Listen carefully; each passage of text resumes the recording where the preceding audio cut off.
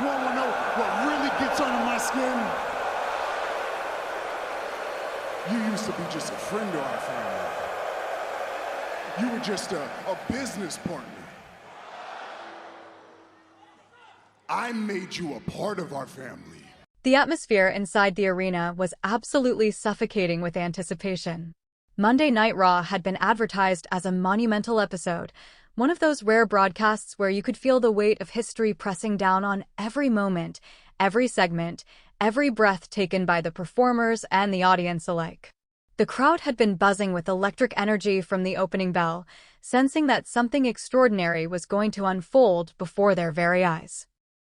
Nobody, not even the most dedicated wrestling observers who pride themselves on predicting every twist and turn, could have anticipated the seismic shift that was about to rock the very foundation of world wrestling entertainment. Bronn Breaker had arrived at the arena earlier that evening with a presence that commanded attention.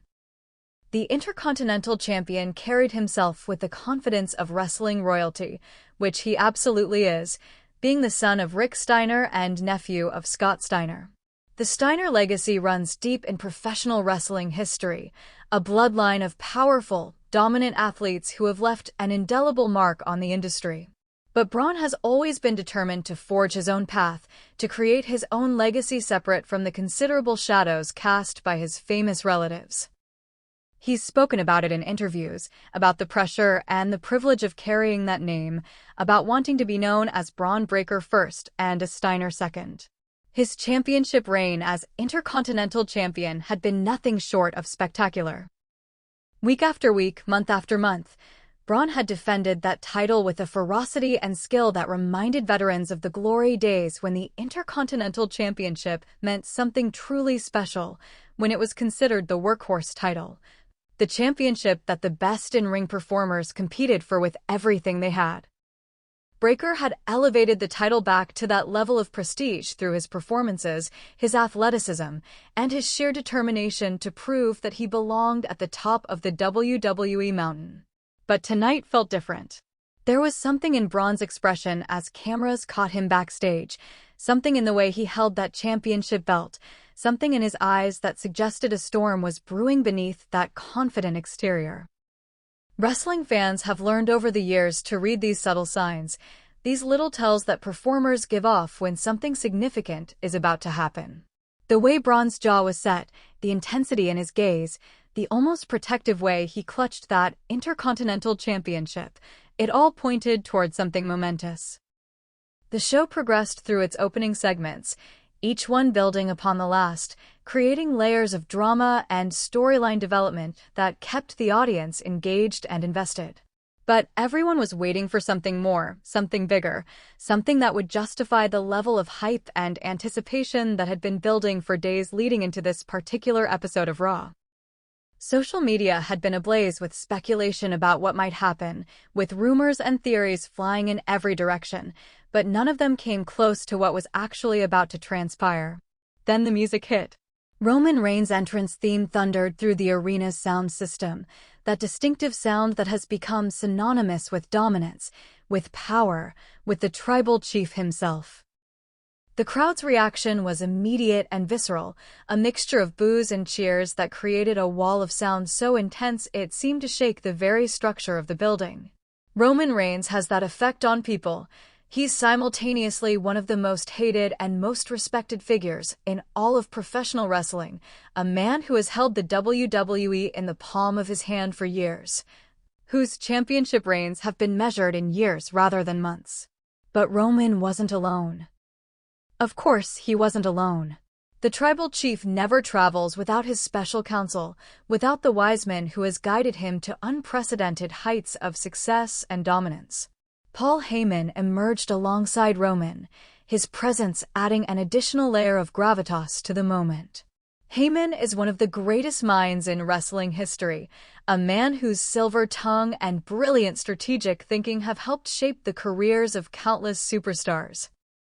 His partnership with Roman Reigns has been one of the most compelling aspects of WWE programming for years, a perfect symbiotic relationship between performer and advocate.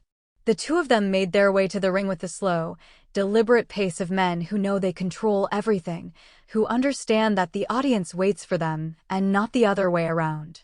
Roman's championship, and here's where things get interesting, wasn't around his waist. Paul Heyman carried it, holding it with the reverence and care one might show a religious artifact. The title gleamed under the arena lights, catching every reflection, every sparkle, a physical representation of power and dominance in the world of professional wrestling.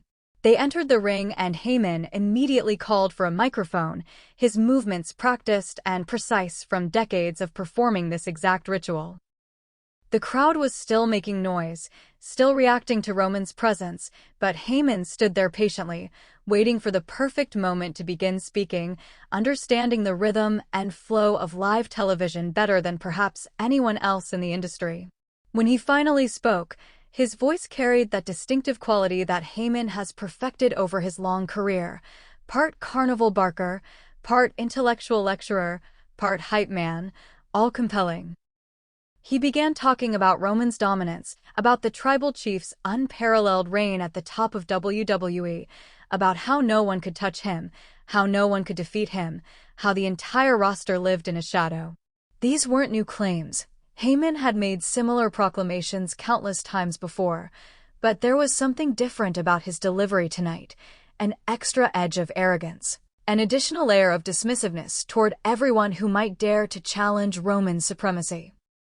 Heyman transitioned into talking about respect, about acknowledgement, about how every single person in the locker room needed to understand their place in the hierarchy that Roman had established.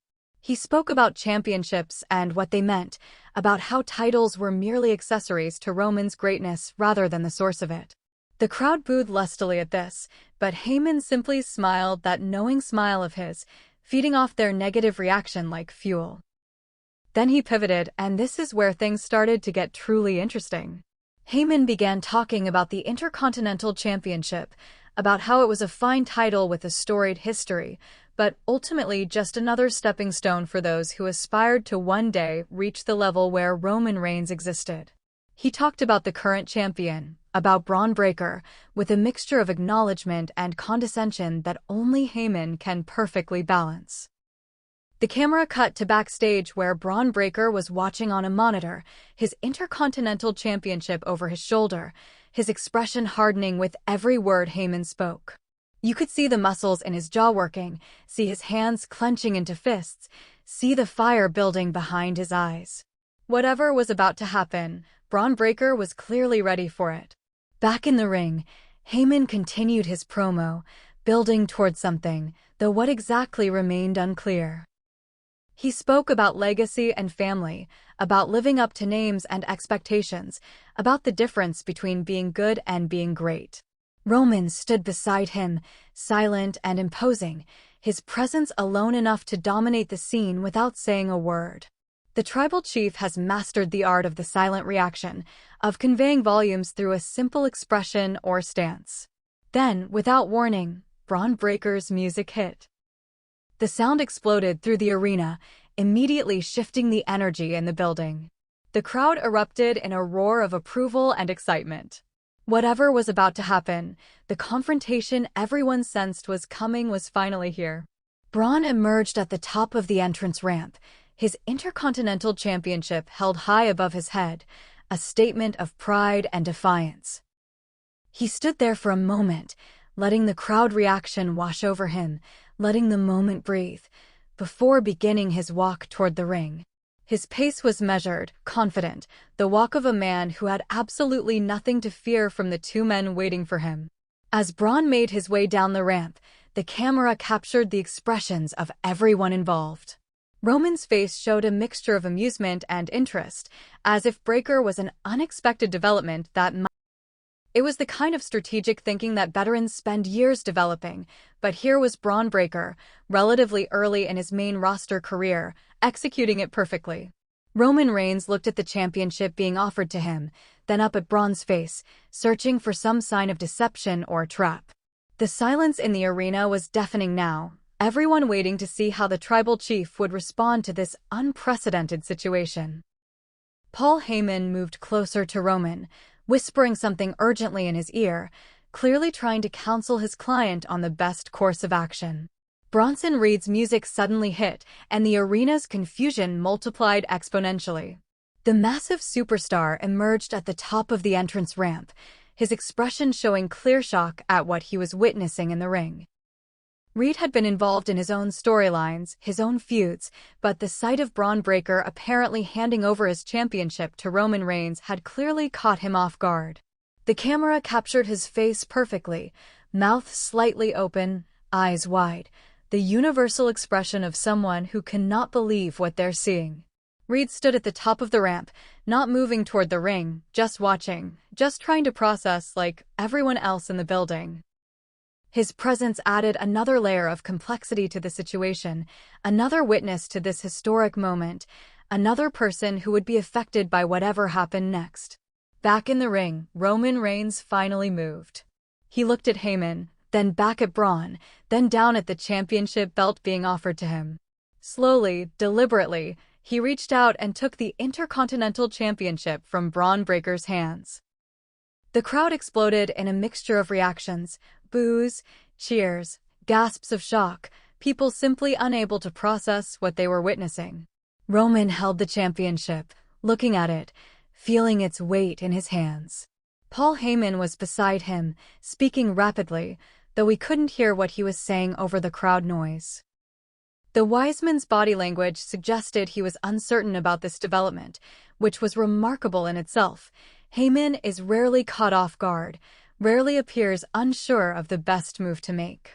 Bron Breaker stood across from Roman, his arms now at his sides, watching the tribal chief examine the championship that had been his pride and joy for months. The expression on Bron's face was complex. There was challenge there, certainly, but also something else, something that looked almost like satisfaction, as if this was exactly what he wanted to happen. Roman finally spoke, his voice cutting through the arena noise with the authority of someone who has spent years at the absolute top of the industry. He asked Bron if he understood what he had just done, if he comprehended the implications of giving up his championship. There was a dangerous edge to Roman's words, a subtle threat underlying the question.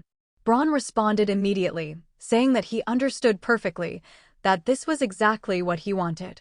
He said that he was tired of being seen as a secondary champion, tired of the Intercontinental Championship being treated like it didn't matter compared to Roman's titles.